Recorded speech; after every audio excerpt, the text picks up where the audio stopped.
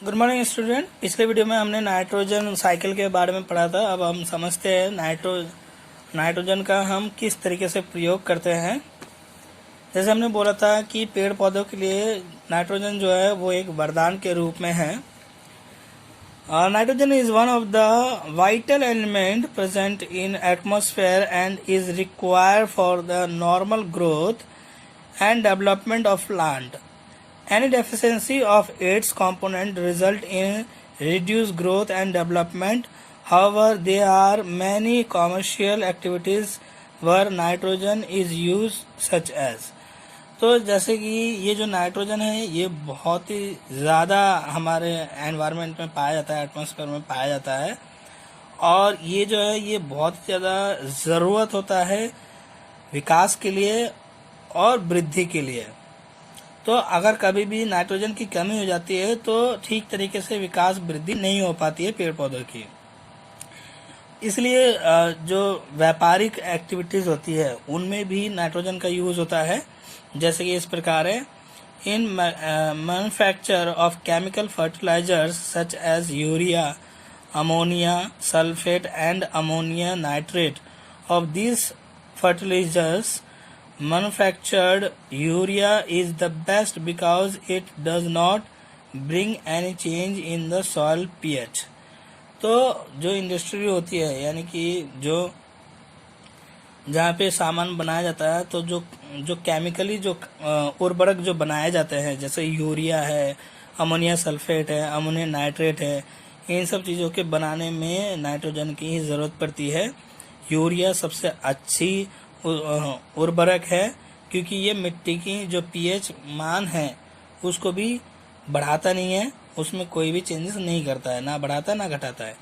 In packing of the food stuff such as potato chips, जो आलू के जो चिप्स होते हैं, जो आलू के चिप्स होते हैं उनमें भी नाइट्रोजन का ही यूज होता है उनके पैकेट में।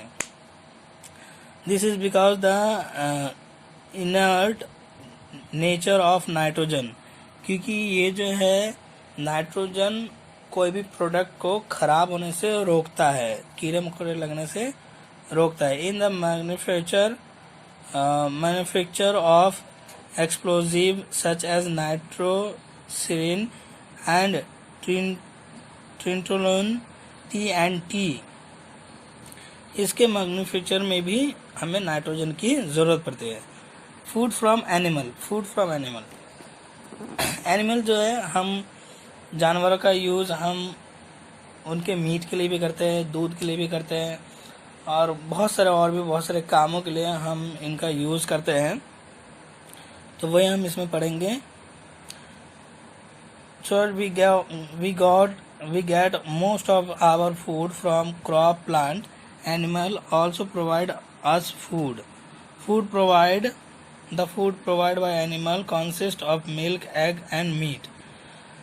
देखिए ज़्यादातर तो हमें जो खाना मिलता है वो प्लांट से मिलता है, यानी कि पेड़ पौधों से मिलता है, बट कुछ जो खाने का सामान है वो हमें एनिमल से भी मिलता है, जैसे मिल्क है, एग है, मीट है, और भी मिल्क से बने हुए जितने भी प्रोडक्ट होते हैं वो सारे प्रोडक्ट आपको एनिमल से ही मिलता है। जैसे तो इस तरीके से और भी बहुत सारी चीज़ें हैं, जैसे और भी जानवर हैं जिनका हम यूज़ करते हैं। जैसे काव, बफेलो एंड गोट का यूज़ हम ज़्यादातर butter, ghee, curd, cheese, milk इन सब के लिए यूज़ करते हैं। और साथ ही साथ हम कुछ और पोल्ट्री और कुछ ऐसे एनिमल भी यूज़ करते हैं जिनका अलग महत्व होता है। गोट है, शीप है, फिश, पोल्ट्री है, चिकन एंड हैन, डक, इन सभी का हम ये एग यूज़ करते हैं। फिश हम फिश करी या फिश फ्राई के रूप में खाते हैं। जैसे एक और एनिमल होता है हनी, जो हनी बी होता है उससे हनी बनाया जाता है। तो इस तरीके से हमारे लिए एनिमल जो है वो बहुत फैमिलियर होता है और हम बहुत सारे एनिमल से अलग अलग तरीके के खाना लेते हैं। एनिमल हस्बेंड्री एक ऐसे क्रॉप है, मतलब क्या होता है, जब हम अधिक मात्रा में किसी जानवर को पालते हैं तो वही एनिमल हस्बेंड्री होती है। जिस तरीके से हम कुछ और भी एनिमलों का यूज़ करते हैं, जैसे proper feeding of animal, proper shelter of animal, prevention and care of animal disease and proper breeding of animal. ये इन चारों बातों का हमें ध्यान रखना पड़ता है जब हम कोई भी पशुपालन करते हैं, पशुपालन की खेती करते हैं, यानी कि हम जानवरों को जब पालते हैं किसी मकसद को लेकर, किसी पैसे से रिलेटेड लेकर,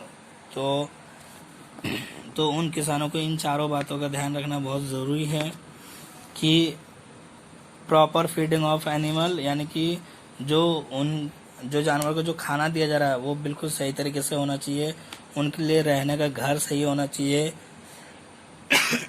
सॉरी एनिमल को समय समय पर उनकी जांच करनी चाहिए ताकि उनसे बीमारी से बचा जा सके, उनको बचाया जा सके। प्रॉपर ब्रीडिंग ऑफ एनिमल, और एनिमल में ये भी देखना जरूरी है कि जो हम एनिमल को अभी पाल रहे हैं, हम आगे सोचेंगे कि और भी एनिमल हमारे आए, तो इसलिए उनका प्रॉपर देख रेख करना भी बहुत ही ज़्यादा ज़रूरी है। बहुत सारे एनिमल है जो अलग अलग कारणों से हम पालते हैं, ये सभी एनिमल हस्बेंड्री में ही आता है। उसके बाद फिश एज फूड, फिश को भी हम फूड के रूप में यूज़ करते हैं, और ये भी एक बहुत इम्पोर्टेंट सोर्स है। हम इसमें सी फूड और रिवर फूड, ये सब तरीके से हम इसको पालते हैं। प्लस कहीं कहीं पे आपका इनके लिए अलग से पालन पोषण भी किया जाता है। Fish is an important source of animal food. Many people living in the coastal area, यानी कि sea area, consume fish as a major part of their diet. Fish is rich in protein. मछलियाँ जो है वो भरपूर protein होता है मछलियों में, और ये भी एक पशुपालन की तरह ही ये भी एक है। इसको फिश को भी पाला जाता है, जो खासतौर पे जो नदी या समुद्र के आसपास रहते हैं उनके खाने में भी फिश होता है, उनके कई डिशों में फिश का यूज होता है।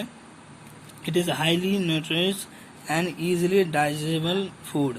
इसमें न्यूट्रिएंट्स भरपूर होता है और डाइजेस्ट भी बहुत आसानी से होता है। फिश लीवर से ऑयल भी बनाया जाता है। इसमें विटामिन ए, विटामिन डी होता है प्रचुर मात्रा में। जैसे कोड लिवर ऑयल है, कोड फिश लिवर ऑयल, इसमें विटामिन ए और विटामिन डी पाया जाता है। यह आपका चैप्टर समाप्त हो गया है। अब नेक्स्ट वीडियो में हम इसके क्वेश्चन आंसर को सॉल्व करेंगे।